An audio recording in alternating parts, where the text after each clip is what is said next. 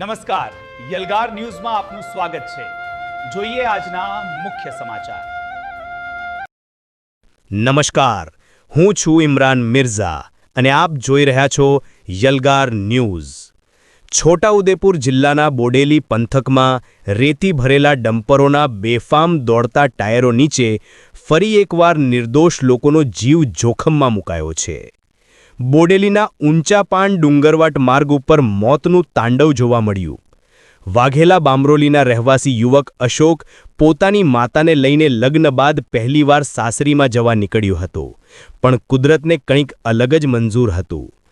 માતેલા સાંઢની જેમ રોડ પર દોડી રહેલા એક રેતી ભરેલા હાઈવા ચાલકે કાબુ ગુમાવતા આ માતા પુત્રને જોરદાર ટક્કર મારી।